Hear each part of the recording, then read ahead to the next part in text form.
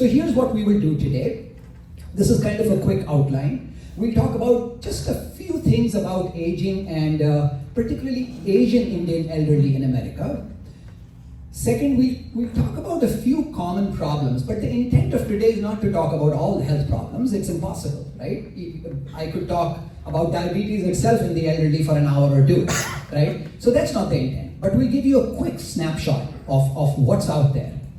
Third is, which we will spend most time on, recognizing what kind of diseases, what kind of stuff happens to us in the 6th, 7th, and 8th decades of life. What are some things that will keep us upright for the longest period of time, right? Not just alive, because that's not important. If we die, we die.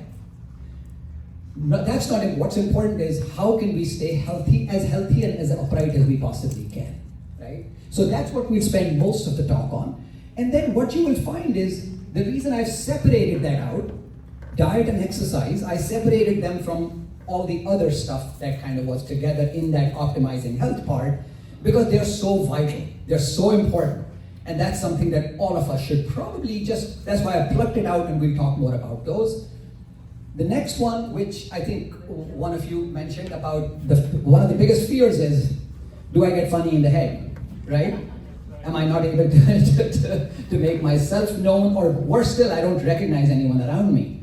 So in the preventive context, what can we do now at whatever age we are at? Whether we've had a stroke or not, whether we are preventing stroke or we are preventing a recurrent stroke, what can we do? Because there is always something you can do to prevent another one, right? In the preventive. So you heard the word prevention repeatedly, that will be our goal. And then the last one, which seems kind of less important, but is one of the most important ones, which is mental health and loneliness in those of us who are 60 or 65 and beyond, and how that plays into multiple things, including physical health, okay? So that's what we do today. So with that, this just gives you a quick snapshot of, by 2030, it is expected that the percentage of population in the US over 65 will exceed 20%, right? So 1 out of 5. And 2030 is not that far off, like it's practically right now. So 1 in 5. So we're in good company. There are a lot of people above the age of 65. And thank God, doing beautifully well in a place that they can enjoy children and grandchildren, and they can enjoy good health. So there are a lot of us, right? So there's a lot of optimism to take good care of ourselves and to do a really bang-up job in taking care of ourselves. The bottom number is, this is now Asian Americans. You can see that the number is massively rising. The numbers are unimportant. All that's important is the trend. So the trend is in Asian Americans, this includes South Asians as well as other Asians in this graph, just so you know.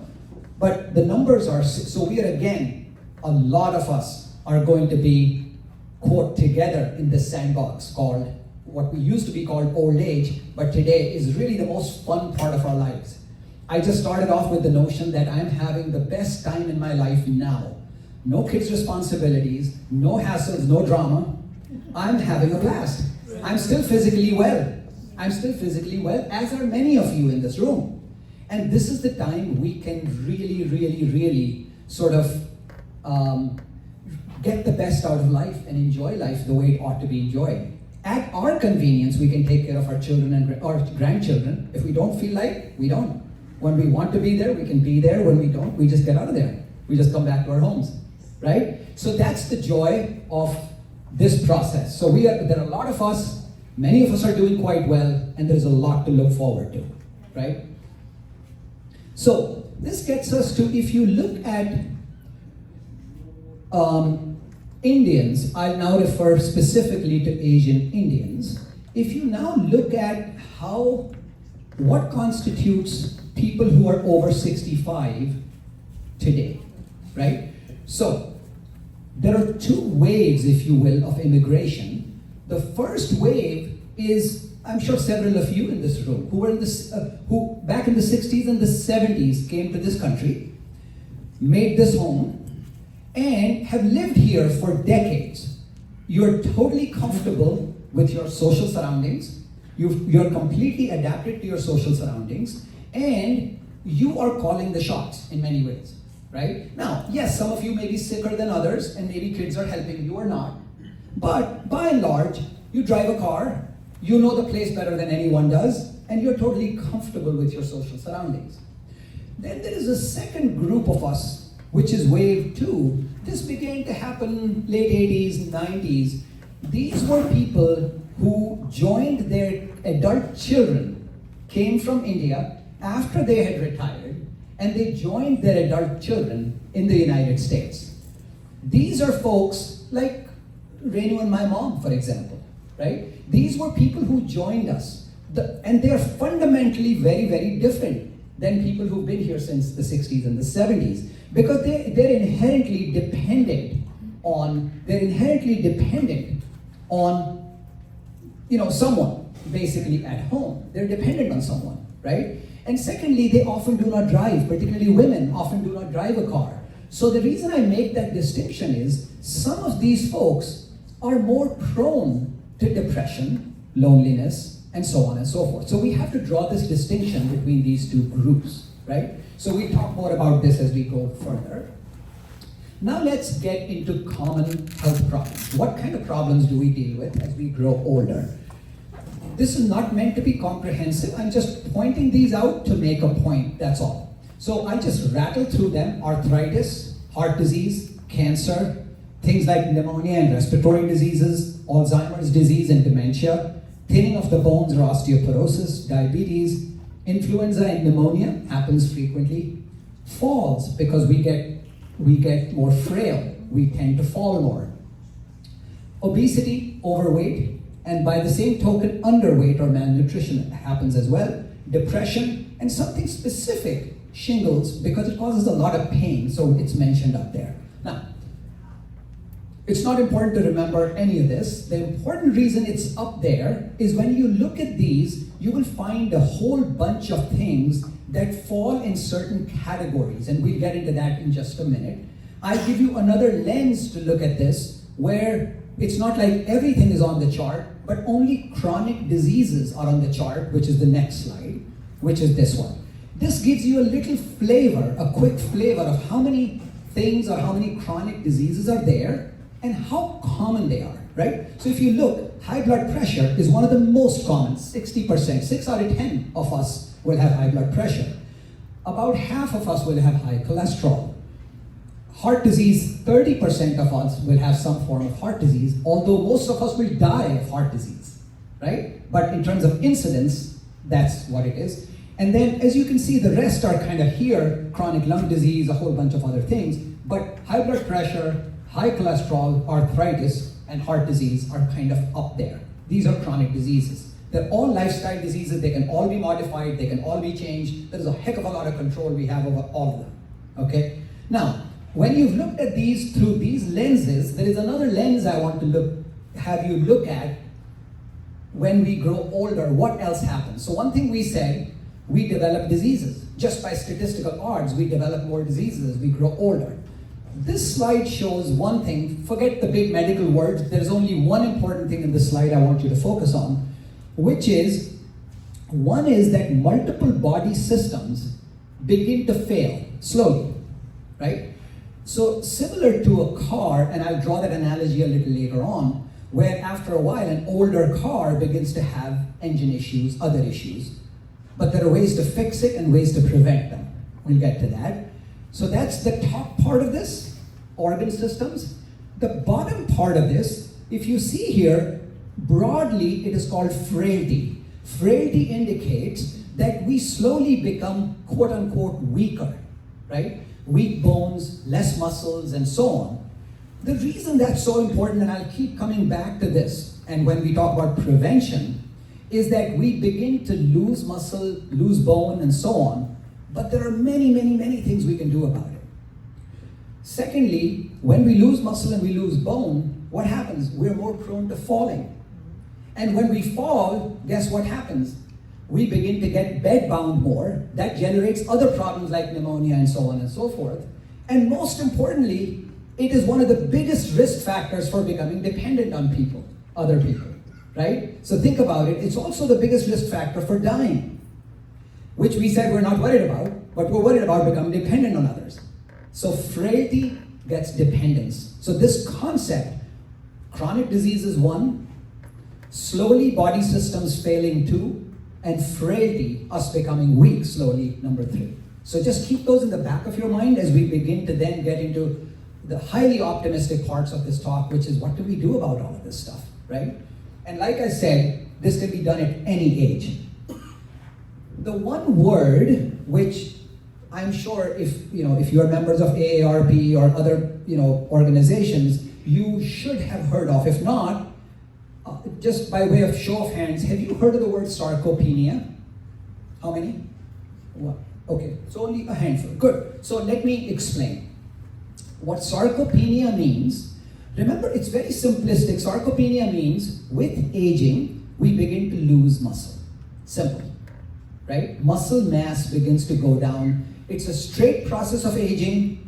However, you can do many things to prevent the decline, not entirely prevent it, but slow it down, if you will, right? Why is sarcopenia so important, right? Sarcopenia is very important only because it is one of the biggest contributors to becoming frail and falling, right? So sarcopenia is a word, again, tuck that away, we'll talk about what we can do about it. So that's another trend and a very important concept that is critical in understanding what we can do about it. Muscles becoming less, very simple, okay? And we'll get back to that a little bit. So this is just very simply a description. Decline of skeletal muscle tissue with age, one of the most common causes of functional decline and loss of independence, the key word, right? That's why this is, I took a slide or two on this topic because we will keep coming back to this. And guess what? Those of you who are younger, as I'm pointing in this direction, this is the time to invest in those muscles and bones, right? Because by the time, now if you're investing now, those mutual funds are going to give rich results by the time you are at 60. So that's why this is so important. Okay. So beginning as early as the fourth decade, in your 30s or 40s, right? Evidence suggests the skeletal muscle mass and muscle strength decline in a linear fashion. Linear meaning it goes down like this. With time, it's very predictable. But you can bend that curve. We are, Girish Bhai is part of this. We are, Renu and I are part of doing a documentary on heart disease, a 4-part series, which we're trying to pitch to Netflix. But one of the things that we are doing as part of that is, people say, Indians particularly, people say in the context of heart disease, and that applies to all of what we're talking about today, there is this notion, people say, Indians in particular, there is this fatalistic attitude, they say, kismat hai, hamari kismati mein ye tha, right? This is our destiny. And what we are trying to prove throughout the 4-part documentary, which I hope to prove here as well, is that we call it in the context of the documentary, is we say, we may be dealt a bad hand to start with, right?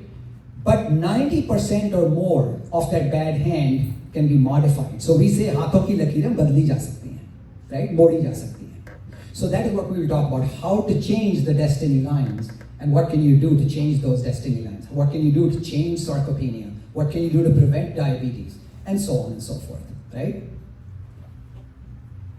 Okay, and one more slide on this pattern or this big overarching kind of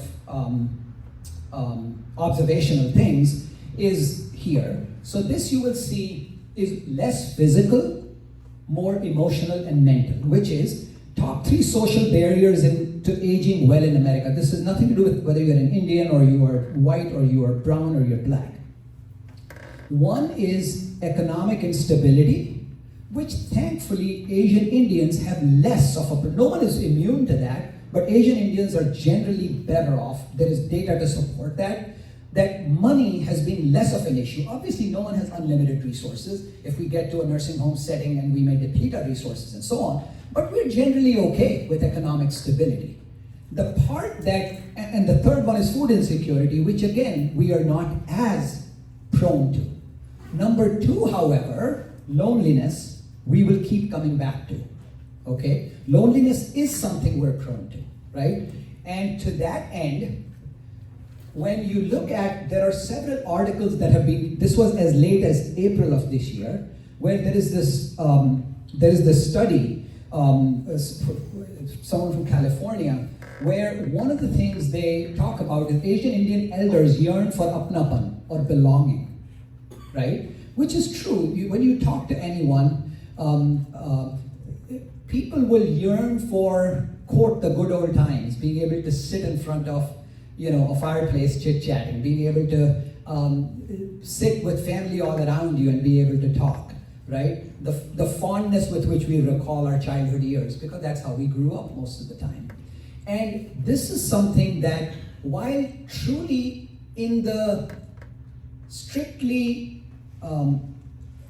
technical sense of the word, they have people around them, but it's just not enough. We feel like we need more. We need this apnapan. We need these, several people around us who care for us, and we can chit-chat with them, right? And I'll tell you why we are talking about all of this as we go along. So this one is just a summary of that study. The study reports that early arrival Asian Indian elders who have lived in the US for decades, remember this was wave 1 that I talked about earlier, typically tend to be more acculturated, affluent, and independent. This makes their communication skills, decision-making skills, clinical adherence patterns significantly different from those who come later in life. So those who come later in life are a little more prone to this lack of apnapan, as they would call it, right? Now, if you look at this little story, this story actually comes from that article, which is, and she's been kind enough to actually use her real name. One of those early Asian Indian immigrants, she arrived from India at the age of 20 in 1967 to join the University of Minnesota as an electrical engineering student. This sounds familiar. I mean, many of us were in the same kind of a boat. After graduation, she married and raised her family in Ohio. In 2020, after her husband passed away, she moved to her son and his family in California. But in an unusual decision, prompted by a healthcare dilemma, she left her son's Bay Area home for an independent retirement community. Partly because this lack of, everyone's busy in their lives, right? And she wanted more independence. So the point is, there are no stereotypes here except that we still want to be independent, and we still want to make sure that we have the ability to have some warmth around us, okay? So now to the meat of with that backdrop, to the meat of the stuff. If you look at all of the health issues that we talked about, they essentially fall into two categories. One is physical, and the other is emotional or psychological. So we'll get into the physical ones first. And I think I've already stressed this enough, which is that we all realize that older cars will not run as well as a spanking new car. However, and my dad was a classic example of this, I always was terrible at taking care of my car.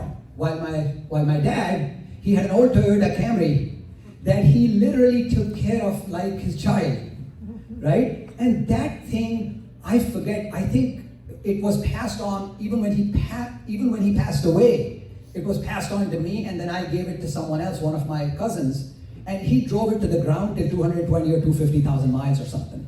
My point simply being, if there is good maintenance, the car will look like a new car, except of course it has been serviced well, right? But many of us look like the car on the right, right? And that's not where we want to be, right? Okay, so this is the question that I asked you earlier, the rhetorical question. What are our biggest fears? This is the data. So when they polled a whole boatload of people, here's the data. So you can see these are the top fears of people. Losing independence, number 1, 2, 3, 4, and 5. Okay? Then, deteriorating health, you see the list there. Being unable to live at home, losing ability to manage tasks of daily living, going to the bathroom. That's the biggest one. Being able to go to the bathroom by yourself. Okay? Not being able to drive, being cared for by strangers in a nursing home. And finally, falling or getting injured. So those are kind of the big fears of elderly. Now, this is a slide that I want to spend a few minutes on. Because remember, our goal is not to go into individual diseases. You can read them up, you can look them up. That's not the goal. The goal is these concepts, because when you know these concepts, you will take better care of yourself. Now, this slide is a very important one, and I'll walk you through it. What this slide is indicating is how interconnected our body systems are. So think about it. And one little change and the whole thing is topsy-turvy, upside down. So I'll walk you through it. If we have a disease that to begin with is a lifestyle disease and we should never have had it in the first place. 85% of diabetes is preventable, 85% of hypertension is preventable, but we get it. Now we have it. For this, we take medication, right? The disease itself can cause, I'll just use diabetes as an example. It causes neuropathy. It causes pain. So you now have pain. Pain itself, you might take medications for. Disease and for pain, you're taking medications. Medications will often make you funny in the head. One of the most common medications I use for diabetic neuropathy, for example, is gabapentin, right? And I'm sure several of you have used it. There are tricyclists, there are other drugs. They make you kind of weird in the head. You get dry mouth, you get dizziness, and so on. And guess what? When you get up from bed, you're likely to fall, right? So see how this is going? Sarcopenia itself is also contributing to falls, right? Medication side effects are causing lack of intake of food because you lost your appetite, right? If you're feeling weird, the stomach is queasy, guess what's happening? That is contributing to sarcopenia. You can't get enough protein into you, and that causes you to fall. Medications cause you to fall. Pain causes you to fall, right? The sole purpose of this is connected. All of these things are connected.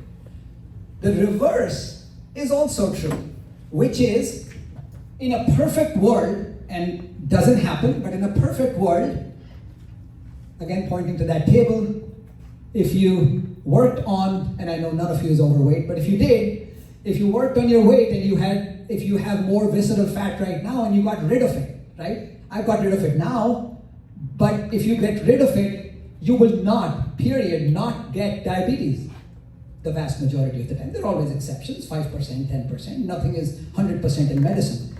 You will not get the disease. And when you don't get the disease, you have no medications. Sarcopenia, a little bit, we can get over it.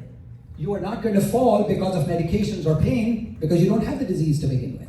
You get the drift, right? So that's the purpose of all that we talk about from here on is prevention, prevention, prevention, prevention, prevention. Any age, 20, 30, 40, 50. At 80, you're still preventing things that can happen at 85, that can happen at 90, right? And at 90, you're still preventing things that will cause you to get flat as opposed to upright, right? So at every age, we look at the other age of, in front of us as though, oh yeah, that's way down there, isn't it?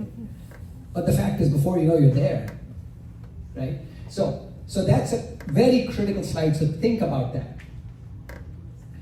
So falls is again one of those things that has a vicious cycle around it, right? Same concept, and you don't have to read this slide, I just put it up to make the point. Falls are a terrible thing, and there are consequences of falls that are phenomenal. I've seen up close and personal with my mom, who was one of the most stoic people that I know, and many Indian women at that age are like that. They're stoic, they're particularly those who come from that generation. She passed away 2 years ago at 90. And we were watching a video of her just 3 days ago. 2 years prior to her passing, she was still cooking and being, doing stuff that she needed to do. And then she fell 3 times in the course of about 6 months, okay? We don't know why, there were numerous reasons, probably, but she fell 3 times, and before you knew, she had lost her independence. Slowly her lung issues began to crop up, she began to go on oxygen. And I would be sleeping by her bedside, and those of you who know her. So I was seeing this up close and personal, and the one thing she absolutely hated was, because she couldn't go without oxygen, the fact that I would sleep by her and take her to the bathroom every time that she needed to go because I was worried she would fall, right? So the point being that this is a classic example of the psychological consequence. Not only are you feeling vulnerable, loss of independence, my son has to do this, he has work to do tomorrow morning, and here he's taking me to the bathroom. Thank thankfully it was COVID time, so I was working from home. But she would hate it. There was a bell she would ring for me. I would come to the bedside, and sometimes I was taking a Zoom call, so we would go with the computer into the bathroom. We'd take the Zoom call and then get out. The point simply is she used to hate it. That's the moral of the story, right? And all these reasons were there. So there are obviously physical consequences that cause you to die from falls. Most common cause. Once, it's sort of the straw that breaks the camel's back. You already have lung issues, you have other issues that are just compensated enough. A fall and boom, you're down. For a period of time, you're prone to pneumonia, you're prone to clots in the legs, you're prone to a zillion things when you fall, and following the fall, you're immobile. Because mobility is a wonderful thing, right? So the moment you're immobile, bad stuff happens to people. So falls, if there are two things you're taking home, sarcopenia, falls. Sarcopenia, falls, okay?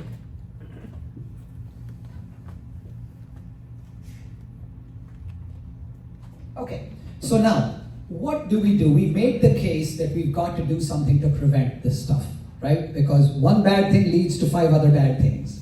So what do? The key is we do maintenance checks. And we do appropriate oil, lube, and filters at the time that we need to. So what are those oil, lube, and filters things? That's what the next few slides will be.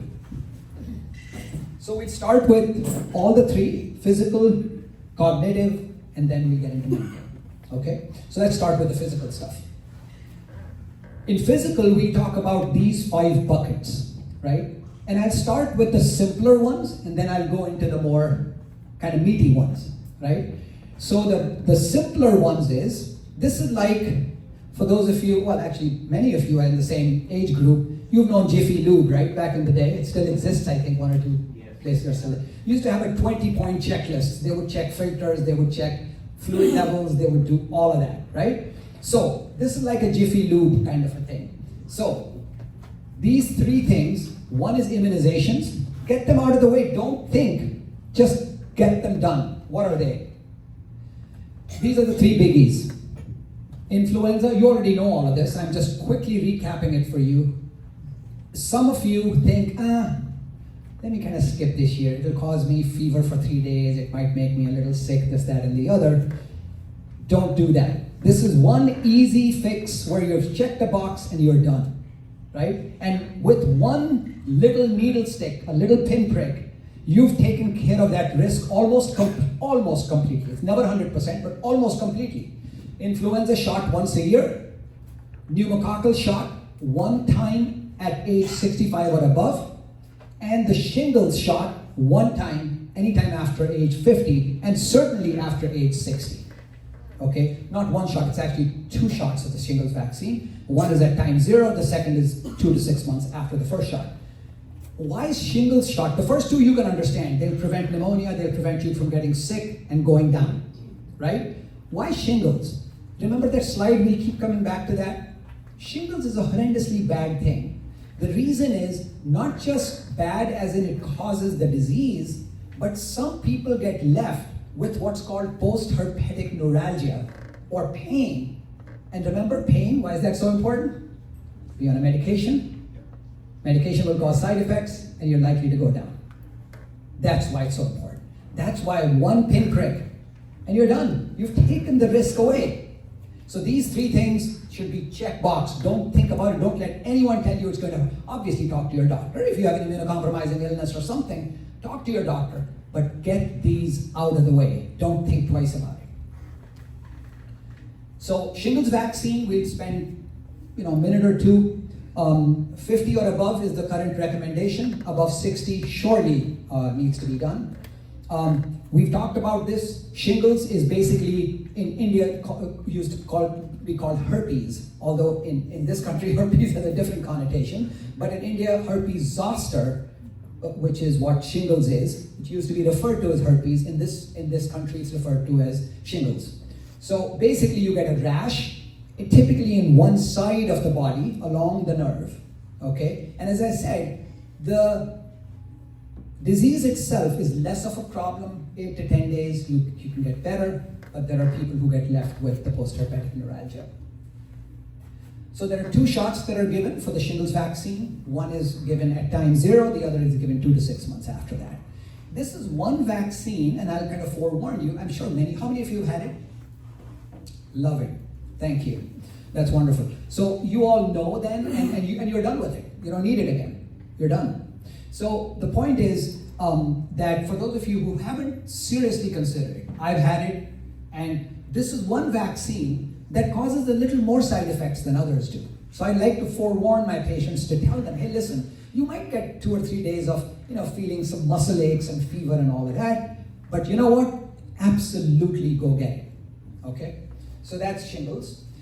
The pneumococcal vaccine is a very benign vaccine, the pneumonia vaccine, right? If you haven't had it, again, one time and you're done, and it'll prevent a whole lot of grief by you not getting pneumococcal pneumonia, a specific type of pneumonia. You can still get a pneumonia from other bugs, but not pneumococcal, which is very high mortality and people die from it. And this one, there are many different ones, and my goal today is not to go into the details of the vaccination, but the one important thing is that the most commonly available one is called Prevnar 20. Depending on how many antigens this stuff has, this one has 20. If the one that has 15 or 13 has been given to you in the past, you may need to talk to your doctor. The bottom line, the current one that's called Prevnar 20, single dose, and you're done. Okay. Now on to medications, right? This is a very critical part of understanding. Medications, I call medications high risk, by definition in the elderly. So what I do is, and I do this more now because, like I was saying earlier, I have more time and I can do this. This is something I wished I could do when I was practicing in a pressure cooker environment, but now I can afford to do it. They're called brown bag rounds. I used to tell people, bring all your meds when you come to me in a brown bag. And then I'll put them out, and now my office has a big table, so I put all the meds in front of me, and I nicely make a list for them every time, once a year, I get rid of as many as I can. They're taking something for like 20 years, right? And they think it's like it's something that they need to continue to take till they die. And I question, I say, why are you using this again? So the simple point being, I'm not saying don't use meds. By all means, you have to use meds that you need. But review your meds very, very carefully if you still need them or you need to get rid of as many as you can. Because remember, meds form a critical part of what we talked about in that previous slide, right? And not to mention that if you are on a bunch of them, they interact with each other too, right? So one of the biggest thing, we used to jokingly call it debridement of medications, right? Debridement typically refers to a wound being cleaned, right? So that's what we do. We try to get rid of as many medications as we possibly can. Please don't misunderstand that to mean that you need to get rid of diabetes and those kind of medications. You need those. But you'll be amazed how many medications just kind of hang out with you, okay? Now, some specific high-risk medications I've mentioned here, but this is by no means intended to be a comprehensive list. Higher dose Tylenol. The reason I mention that, before because Tylenol is so safe otherwise, right? It's remarkably safe. It doesn't cause stomach side effect, nothing. Before you know, some elderly keep adding on dosages of Tylenol, and before you know, they get past 2 to 3 grams of Tylenol a day. And that can cause liver damage, right? So it's a higher risk med only for that reason, because it's so safe otherwise up to that dose point that people tend to exceed it pretty easily.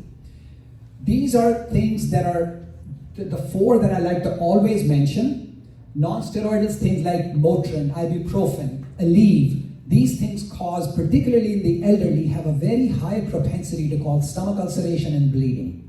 That's why they're high risk. Coumadin, which is a blood thinner, needless to say, is very high risk. We don't want to spend too much time on that. It's a very unique drug.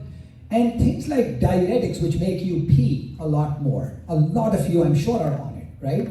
Diuretics are concerning because that's not to say you shouldn't be on them. You need to be on them, but you need to be monitored, and you want to make sure you stay well hydrated, right? Otherwise, diuretics can cause low potassium, it can cause lightheadedness and dizziness and so on and so forth.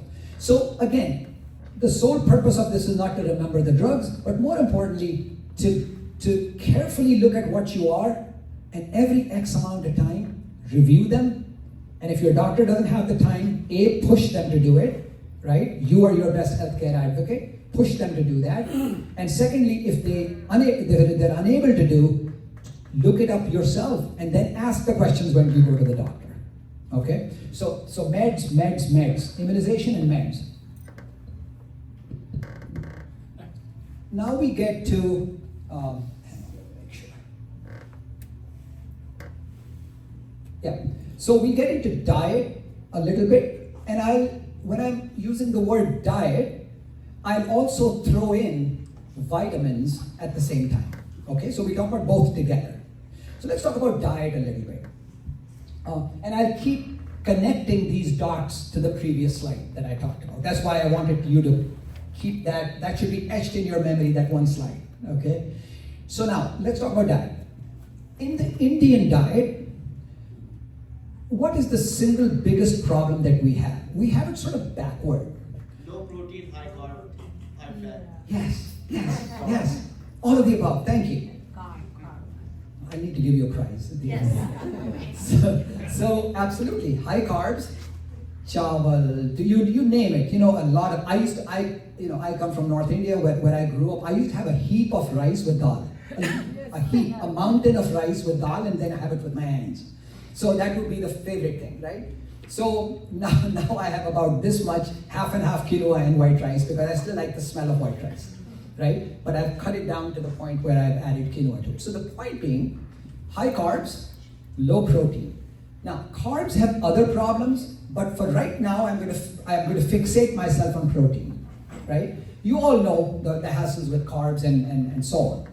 But protein, the reason I want to focus on a little bit is, many of us, even though we've lowered our carbs, but we have typically not increased our protein. And the reason in the context of what we are talking about, protein is so vital, sarcopenia.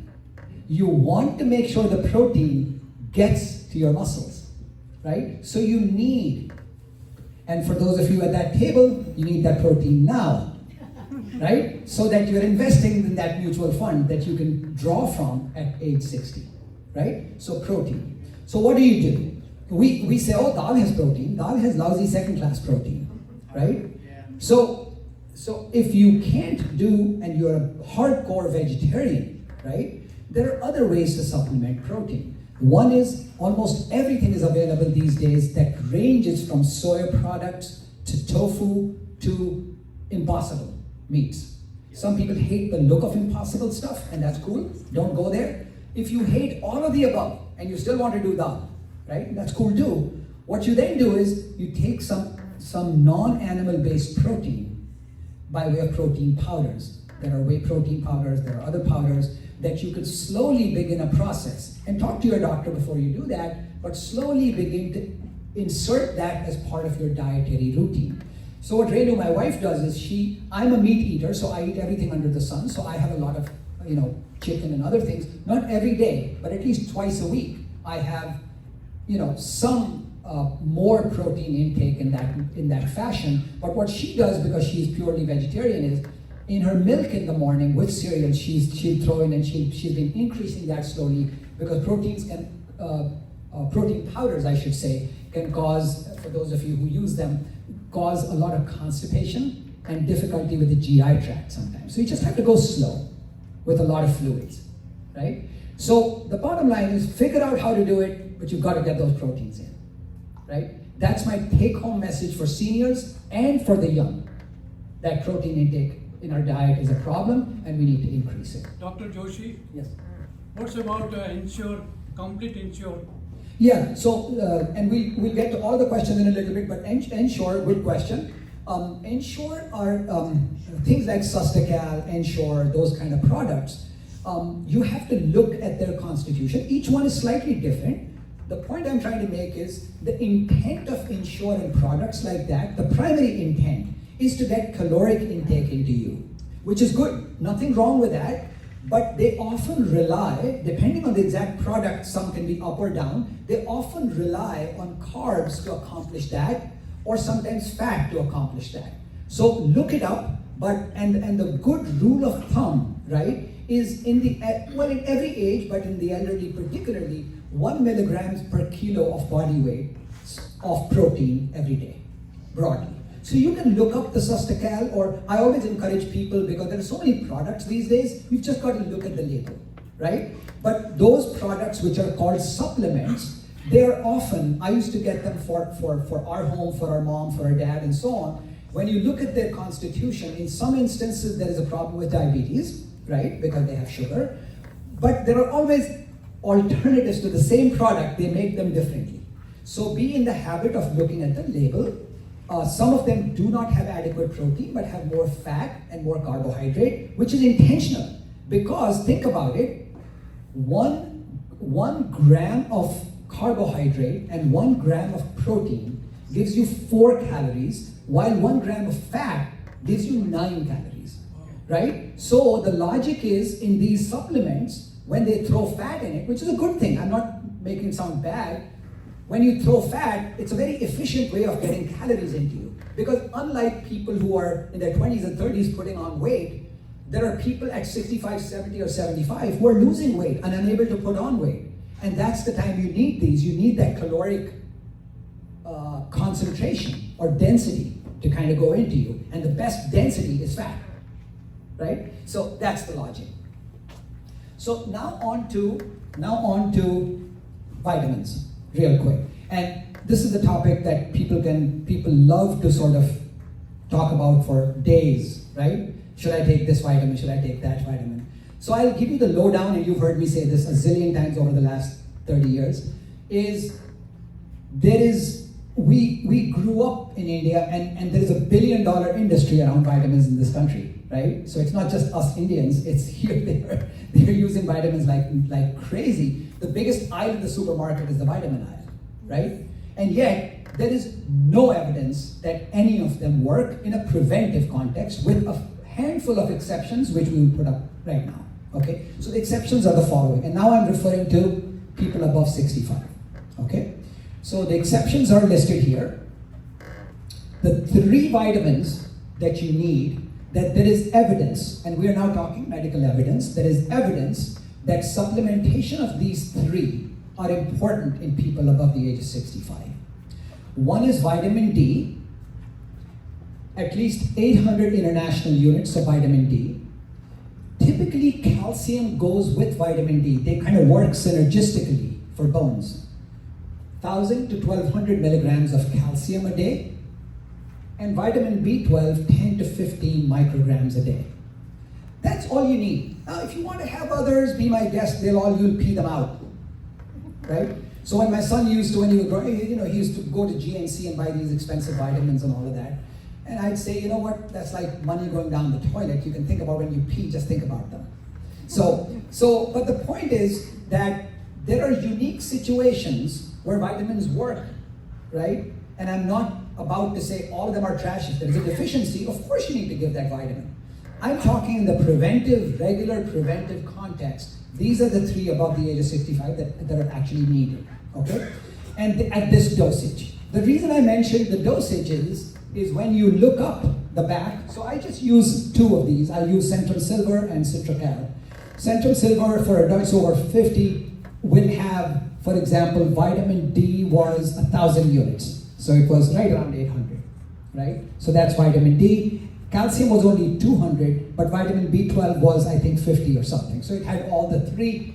You don't have to have Centrum Silver to do this. There are a zillion out there that you can use, but those are the 3 you need to look at, right? And generally, generic work just as well, so you can get them for like a couple of bucks a bottle of 100 or something, as opposed to paying 15 bucks for a Centrum Silver, okay? So, your call what you want to do, but just think of all that hard-earned money going in the urine, and it all goes out, okay? So those are the 3.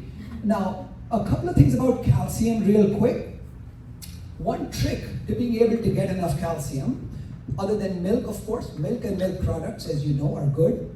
Now, if you hate milk, you don't like milk, and you want to just supplement yourselves with calcium, one good approach, because many of us also have acidity, right? So antacids like Tums, extra strength Tums, 1 pill or 1 chewable pill alone gets you about 5 to 600 milligrams of calcium. So if you chew 2 pills, just, I typically leave the Tums bottle right by my puja place. So whenever I go past it, I'll just grab one. And I also have some vitamin D gummies sitting on my table because I hate the other bigger pills. So I'll grab a vitamin D. I love the taste of the gummies. So vitamin D and calcium, and you're good to go, right? So those are the only 3. All the others are folklore and myth. Okay, there is no evidence that this has been looked at repetitively, and medical professionals have gone hoarse, crying from rooftops to say, what the heck are you guys doing? Everyone wants. So even today when people come to me and say, what, can you give me a vitamin? Which one is good? So simply debunking that myth. Now on to exercise. Now, with exercise, thankfully, now 2 things. One is Indians have one of the lowest exercise rates in the world. Right? We just don't. We just don't exercise. And even in the US, right? So Indians have, as part of this, so I interviewed, as part of our documentary, I interviewed the lead investigator for the Masala study in California, in UCSF.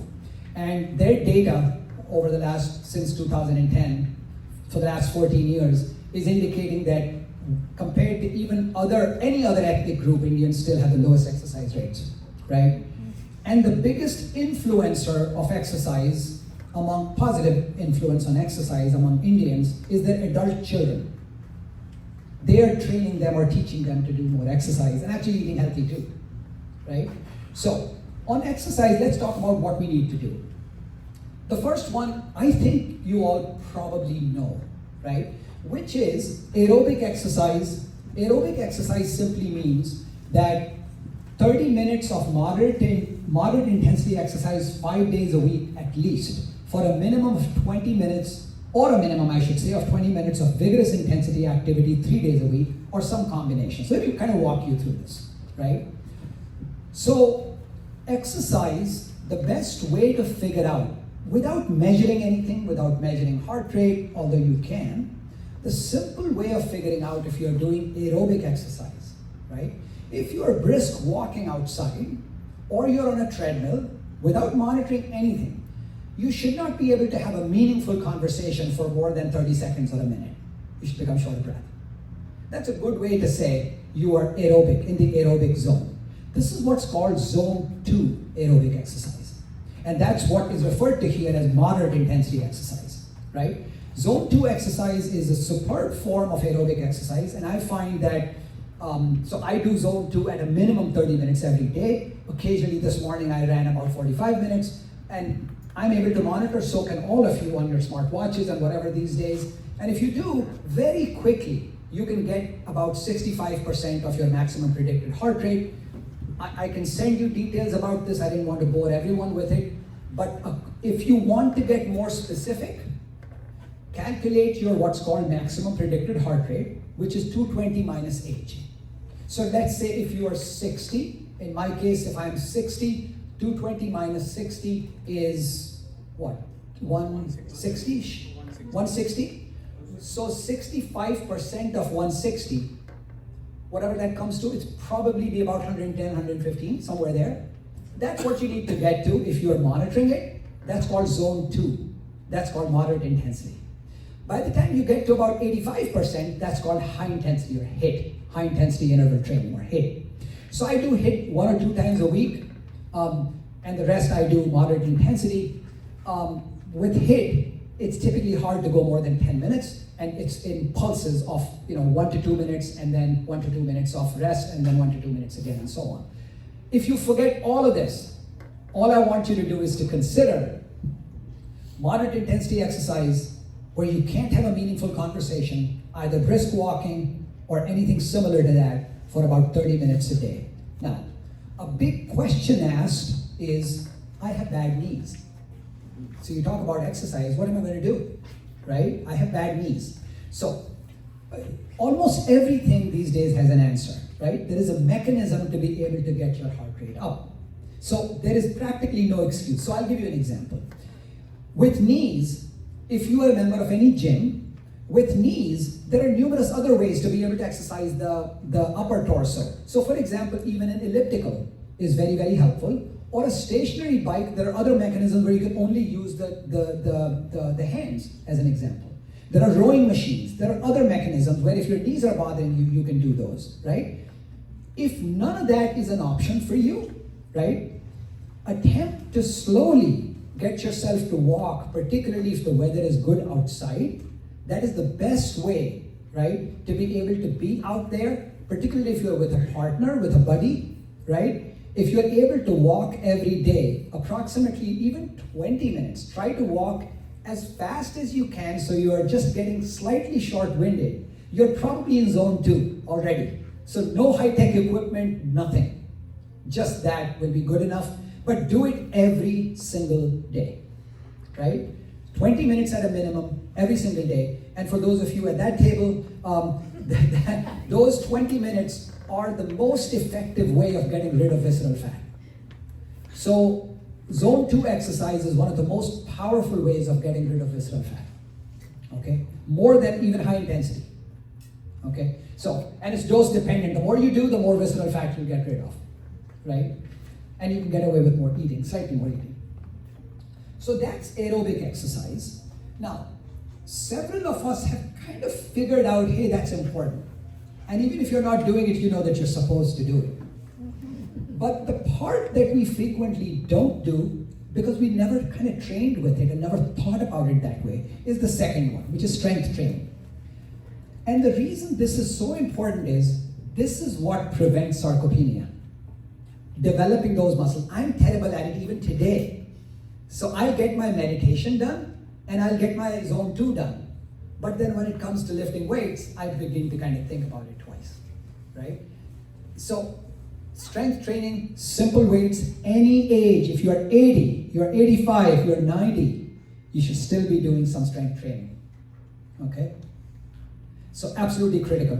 The goal of today is not to get into the details, but strength training. The third is stretching exercises, and fourth is balance. We won't go into details, and I can send you, kind of YouTube videos to be able to, get into those. But the one thing I do want to make a brief mention of is, and there are a zillions of YouTube videos that you can do that will simply have stretching exercises for about 10 minutes. Just stretching different parts of your body, but get into a habit of a routine that does some combination of all the first 3. So in my case, because I was limited on time, what I would do is twice a week I would do HIIT, and I still do that. And HIIT is able to actually, quite honestly, combine this, and this. So the 2 days at least, not actual weights, but your natural body with push-ups and other ways is able to do the same thing with increasing muscle strength. So HIIT is a great way, and if any one of you, are in a situation where you're able to do HIIT, and you have reasonable joints, because joints are a problem if you are in that situation. But don't feel left out if joints are a problem. Like I said, do zone 2 and get some simple weights. That's it. And these days, wherever you go, Planet Fitness, LA Fitness, wherever you go, there are so many different machines that they literally tell you which muscle group you're engaging. That's all you got to do. It's brainless stuff, but you just got to do it. And don't hesitate that I don't know, so should I do it or should I not do it? No, you'll find out. If it hurts a lot, stop it, right? The first day will hurt, but if it continues to hurt, stop it, right? So that's exercise. Now let's get to the last 2, which is brain health and prevention of dementia, and then we'll get into mental health. So the first thing I want to make a comment on is the difference between dementia and Alzheimer's disease, right? This is a problem because people mix them. And when they mix them, they begin to get very pessimistic views of it, right? So, dementia is a broad umbrella term for all major neurocognitive disorders. By neurocognitive, I mean things where you have memory loss and you're not thinking as well as you should. Blanket term, if that's what's happening, that's called dementia, right? Alzheimer's is a very specific disease. So dementia can occur in a lot of people from a lot of different reasons. Alzheimer's disease, and your doctor can diagnose one versus the other, sometimes, not always. In Alzheimer's disease, it's a very specific disease right? When you've ruled out the other causes of dementia and you're left with this one with Alzheimer's, there are limited treatment options from a medication standpoint. But dementia, broadly, depending on what it is, what's causing it, there may be treatment options available. A bunch of treatment options, actually. So with dementia,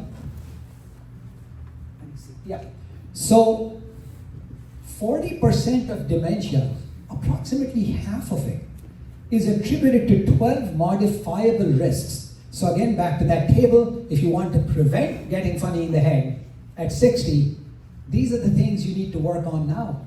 Physical activity, diabetes prevention, not smoking, avoiding alcohol as best as you can, and so on, as you get the drift. These are all things that will cause you to get funny in the head, not from Alzheimer's, but from dementia later on. So it's best to prevent it. And those of you who are developing, it's a natural process to get forgetful, particularly in older age. The more you take care of these, the less likely you are to be in that situation. Unless you have really progressive Alzheimer's disease, which unfortunately you can't do much about. It's a fact. But most people actually don't. Most people have some form of mild dementia, and these things contribute to it. The one thing I want to draw your attention to in the context of this, meaning dementia, is you will often see older people, and this used to be my pet peeve when I saw someone's parent in the office, hearing loss. Sometimes parents, slowly they begin to develop hearing loss, and they begin to isolate themselves. They don't want to go out, they begin to isolate, and then when they're not hearing, they're kind of on their own a little bit, right? And slowly when that happens, it seems like they're getting dementia because you talk to them, they look blankly back at you, but the fact that they've not been hearing well. And the moment you get them fitted with hearing aids, they're back in the business, right? They're back into watching TV, they're back into the conversation, they're talking to you and all of that. So keep that in mind. Hearing loss is an important part, and social isolation is something we'll get back to in just a moment. And one thing that I put on a separate little blob here is stroke. Meaning, small strokes can cause what is called multi-infarct dementia. And it is every single person who comes to me with forgetfulness and significant problems, I almost always get a CAT scan on them. It's such a simple, cheap test to do, but what that tells me immediately is if they've had small strokes, I know I have to go a certain way with their cholesterol, with other things and so on to prevent more strokes from happening. And if I do that, they don't progress more, right? So a lot of optimism here is what I'm getting at. Alzheimer's is a small bucket. The vast majority of other stuff is here. Modifiable, treatable, manageable, simple stuff, right? Unfortunately, most doctors don't have time to get into this. So you have to take control and be your own best advocate, right? Because if you don't take control, nobody will. It's too easy for a 10-minute appointment to be, writing meds, doing this, checking your meds, and you're out the door. So we talked about hearing loss. I won't spend too much more time on it. The last part, and then we'll wrap up and open up for questions, is loneliness. So 1 in 3 older Americans is lonely, across the board, right? This is not elderly, non-elderly, what have you. In fact, very interestingly, if you look at loneliness, kids who are 20 to 25 are the most lonely. Then, people who are 40 to 45 develop a significant process of loneliness and depression. And then, those who've crossed that age and have gotten into 65 actually have a lower incidence of loneliness, broadly speaking. But still, about 20% of people, which is significant, 1 in 5, will have significant feelings of loneliness. The point being, at 40 to 45, you begin to, for the first time, get a sense of mortality. And you go, holy crap, I'm getting old. And then at 65, you're going, yeah, what the heck, I'm getting old. So what? So most of us at that point, you don't care. So that's why less loneliness at that point, because you're adapted to it. At 45, for the first time, you're going, wow, I'm actually going to die someday, right? So that thought kind of bothers you. But beyond a certain point, the thought doesn't bother you. Some of these other things bother you. So, a few things. regarding loneliness and loss and things like that. First, I took these from different articles. Good mental and physical health were associated with lower levels of loneliness. So think about it. If you're upright, you're moving, you have less side effects of medications, you're not taking as many medications, you're going to be able to invest in your hobbies, you're going to be able to do some other stuff, and you're not going to be lonely, right? On the other hand, if you're sick half the time, you're going to feel lonely because you're going to withdraw. So that's one thing. So back to the physical part of this, we have to take care of our physical selves. People who report high levels of loneliness just don't survive as long. They don't thrive, and they end up shriveling and dying, right? While those people who are part of processes, whether they're singing groups, whether they're karaoke clubs, whether there are other things, they're intimately engaged with the community. Thankfully, many of our fellow people are engaged in different things in the community, and that's a wonderful thing, and I'll get back to that in the last slide. And the third, it's important, and a few of these things I think it's very important to draw the distinction, right? In here, the survey points, this is the large survey that was done in California again, importance of maintaining meaningful relationships, and suggests that when it comes to social contacts, more is better. The more you're able to interact with people, the better it is in the context of dementia prevention. Now this one is interesting. This is your Uncle G who is forwarding messages to you on WhatsApp, right? Every morning, good morning, every stuff that, and you're thinking he's lonely, maybe that's why he's doing it. But despite the fact that older adults' use of social media increased substantially between 2010 and 2018, the habit didn't seem to make a dent in loneliness rates. People think this will make them less lonely. The fact is it's not. Social media use doesn't make you less lonely, doesn't make you feel part of the connections, contrary to what people think. So this is a little bit of a myth, and I always encourage people not to get into this drill of using social media as a crutch in the elderly, where they're fixated on it because there's nothing else to do, right? So constantly they get these weird forwards from different people talking about how statins are killing people and all that kind of stuff, and they forward it to 50 others, and then fake news gets generated, right? So that's just one quick myth out of the way. And one thing that I do want to talk about a little bit toward the end is that for those people who continue to have partners in older age, right? Sexuality in the elderly is something that we don't talk about all that much. And the fact of the matter is sexuality is maintained until pretty late in life, and is considered, by and large, whichever research studies have looked at it, is considered a good thing. By good thing, I mean it improves both intimacy in general, tends to improve, if there is a partner, tends to improve levels of well-being, happiness, because that's part of a meaningful relationship to begin with, right? And what that does is there are study after study that have shown, and I'll mention at least one of them, our problem is, in that context, is this. For those of us who are Hindu, we believe after a certain point, it's done. Sexuality, forget it. What do you mean sex? Or, what do you mean? I'm just, what is it called? The last 4 ashrams out of the... Sannyasi. So you become a sannyasi now. It's time to go. Right? So, now, that's not to say I don't want to make this a centerpiece of anything, but the sole point I'm trying to make here is intimacy and relationships for those who have partners is a wonderful thing and should be nurtured and encouraged. There is an entire research paper. It's fascinating when you look at the data, and I just did. When you look at the data, there is an entire research paper on the film Badhai Do. It's quite fascinating. Look it up. It's an amazing thing. They analyzed the entire film in the context of social relationships and social stigmas around sexuality in India, in the elderly. So the sole point, without belaboring that, is that this is an important thing in the context of lack of or prevention of loneliness. So this is just a quick comment on that. 72% individuals below 60 were sexually active, while only 57% above 60. That's actually pretty good, I think. But so now the last part I'll get into is what are some things that have been, what are some kinds of activities that have caused, or that research studies have shown prevent dementia. Okay, this question is frequently asked of me. What can I do? And I think you asked me last time at the last conference. Yes, sir. Yeah. So I looked up more and then found several papers on this. And this particular study is fascinating. It had about 220 participants, 60 to 90 years old, right? And these were the activities they looked at and then studied their mental functioning at 3 months and at 1 year, okay?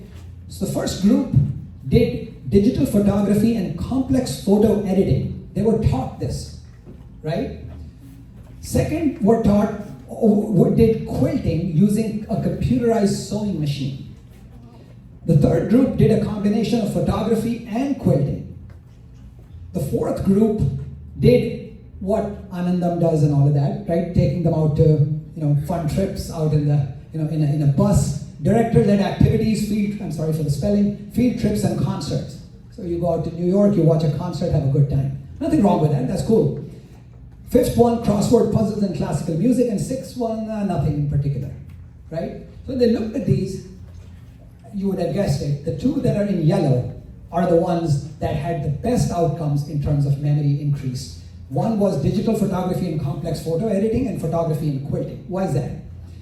Because they are the ones forming active new connections. This is not sitting in front of a TV or going out. No, I'm not saying don't do that, by the way. By all means, go out in Anandam activities and do all of that stuff. That's fun. But don't expect that to make you less demented. Right? So do all of that, plus find a new hobby. Find something new to do that engages the connections in the brain. Right? And it's never too late. So all of these, the key word is establishing new connections. Whatever gives you meaning. Some people enjoy more physical things. Some people enjoy something else. But the bottom line is where you're not a passive observer. You're actively engaged in that process and you're doing those. So I'm not going to get into this, but these are 3 other studies, and I'll send the PDF of this document later to anyone who cares to look at this. These are all studies that have looked at different activities, including puzzles, crosswords, other things. All of them have one thing in common. They engage the brain in forming new connections, which is why this project that I stated earlier is called the Synapse Project. Synapse indicates one neuron meeting with another, right? That's the Synapse Project. So the take-home messages on mental health and dementia prevention: meaningful social connections, companionship, limiting social media, and learning new, what I'm calling complex skills, but they don't have to be really, really complex, but they should engage your brain, right? I'm going to leave you with a few, inspirational thoughts, because as I said, mortality is 100%, aging is 100%. All of us who are here are going to get here. So aging is not lost youth, but a new stage of opportunity and strength. The longer I live, the more beautiful life becomes. Very good. Which is certainly true for me. I'm enjoying every bit of it right now. In the end, it's not the years in your life that count, it's the life in your years. Everyone has heard this one before. It's a pretty cliched one. Count your age by friends, not years, social connections, right? Count your life by smiles, not tears, optimism. And some other day when we talk about happiness, we can get into all of those. Aging is just another word for living, meaning the inevitability to it. We all get old, and that's cool. And finally, beautiful young people are accidents of nature, but beautiful old people are works of art.